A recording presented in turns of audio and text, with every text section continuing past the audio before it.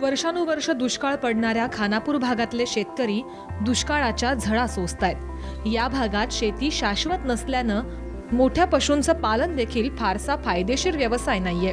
अशा वेळी कमी खर्चाचा शेळी पालन व्यवसाय शेतकऱ्यांना फायदेशीर ठरतोय।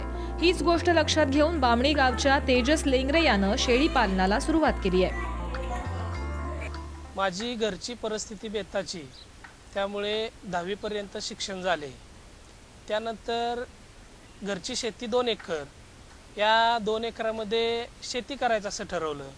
परंतु शेतीतून सुद्धा पाहिजे असं उत्पन्न मिळत नाही हे लक्षात आल्यानंतर घरच्या शेळ्या एक 8 ते 10 होत्या, त्या शेळ्यांच्याकडे लक्ष दिलं व आफ्रिकन बोर जातीचा नर व आफ्रिकन बोर जातीची एक मादी अशा 2 संख्या विकत आणल्या व ह्या घरच्या 8 ते 10 शेळ्या यांच्यापासून त्या आफ्रिकन बोरपासून घरच्या शेळ्यांना क्रॉस केले व त्याच्यानंतर त्यांची पैदास घेतली।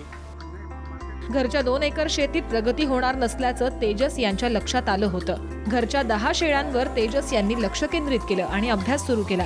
आफ्रिकन बोर जातीच्या शेळ्या आणि नर विकत घेऊन व्यवसाय आधुनिक पद्धतीनं सुरू केला।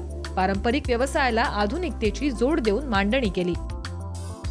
ह्या घरच्या शेळ्या व आफ्रिकन बोरपासून झालेली पैदास असे 35 ते 40 संख्या झाल्यानंतर मला थोडीशी त्यांची गैरसोय वाटत असल्यामुळे मी 20 बाय 70चे शेड उभारले। त्यानंतर मी त्यामध्ये स्ट्रेट गव्हाणी घेतल्या व ते 35 संख्या मी त्या शेडमध्ये संगोपन केलं, त्याचं शेड म्हणजे पालन केलं। त्यानंतर ती संख्या 70 ते 80 झाल्यानंतर मला थोडीशी त्या शेडमध्ये गैरसोय वाटायला लागल्यानंतर मी आत्ता 50 बाय 130 फुटाचे शेड उभारलेले आहे। या शेडमध्ये आता 130 शेळे असून या शेडची शेळी पाळण्याची कॅपॅसिटी जवळजवळ 300 ते 350 इतपत आहे। गेल्या 7 वर्षांपूर्वी सुरू केलेल्या व्यवसायानं आज चांगली भरारी घेतली आहे। सध्या त्यांच्याकडे जवळपास 125 शेळ्या आहेत। वर्षभरात ते या व्यवसायातून अंदाजे 20 लाखांपर्यंत उलाढाल करतात, तर सगळा खर्च कर्जाचे हप्ते जाऊन तेजस यांना वार्षिक 5 ते 6 लाख रुपयांचा नफा मिळतोय। तसेच कुंडामध्ये शेवळ तयार होते हे लक्षात आल्यानंतर आपण त्यांना बकेट सिस्टम केलेले आहे। प्रत्येक बकेटात शेळीला पाणी दिलं जातं। त्या बकेटात पाणी देण्यासाठी आपण प्रत्येक बकेटाला एक चावी लावलेली आहे। या चावीमार्फत त्यांना पाणी दिलं जातं व गव्हाणीची जे आकार आहे हा आकार आपण यू आकार घेतलेला आहे। या यू आकारामध्ये चारा टाकतो। या यू आकाराचा फायदा असा होतो की जरी शेळी भांडत असली तरी यू आकार असल्यामुळे शेळी दुसरीकडे जाऊन तिला खाता येतं। तेजस यांच्याकडे सध्या 50 फूट बाय 130 फुटांचं शेड आहे। यामध्ये 300 शेळ्यांची क्षमता आहे। या शेळ्यांना दिवसात 3 वेळा चारा दिला जातो, तसंच कडबा कुट्टी आणि पशु आहार देखील दिला जातोय। मक्याचा भरडाही आहारात देतात। वेळोवेळी लसीकरण केलं जातं। डॉक्टरांच्या सल्ल्यानं सगळी कामं केली जातात।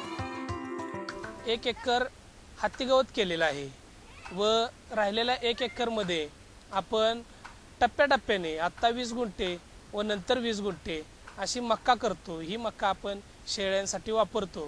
ही मक्का किरळी असताना आपण शेळीला देतो। हा हिरवा चारा शेळ्यांना देत असताना आम्ही कुट्टी करून देतो, शेळ्यांना गरजेचं आहे। त्याचप्रमाणे वाळला चारा सुद्धा शेळ्यांना गरजेचा आहे। वाळला चारा आम्ही तुरीचं बुसकाट म्हणून वापरतो। किमान एका शेळीला 4 किलोपर्यंत वाळला चारा देतो व ओला चारा एका शेळीला 6 किलोपर्यंत आम्ही देतो। हा चारा दिवसातून 3 वेळा घातला जातो। यामध्ये सकाळी 10 ते 11 व दुपारी 3 ते 4 व त्यानंतर संध्याकाळी 7 ते 8 या वेळेत हा चारा दिला जातो। आफ्रिकन बोर जातीच्या शेळ्या जवळपास 60 ते 70 किलोपर्यंत मोठ्या होतात। त्यामुळे त्यांच्यापासून मिळणारं नफ्याचं प्रमाण भरपूर आहे। बकरी ईद तसंच इतर सणावेळी बोकडांना चांगली मागणी असते। या व्यवसायामुळे वार्षिक 18 ते 20 ट्रॉली लेंडी खत देखील मिळतं। त्यातून किमान 40 ते 50 हजारांचं उत्पन्न मिळते।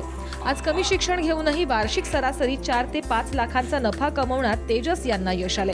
केवळ 7 वर्षात त्यांनी व्यवसायाचा चांगला जम बसवलाय। दुष्काळी भागात पावसाची आणि शेतीची अनियमितता तर 5वीला पुजली. अशा वेळी कमी खर्चात कमी धोका असलेला शेळी पालनाचा व्यवसाय या भागातलं बिघडलेलं ग्रामीण अर्थकारण बदलण्यास नक्कीच फायद्याचा ठरू शकेल. विजय पाटीलसह ब्युरो रिपोर्ट, साम टीव्ही, सांगली.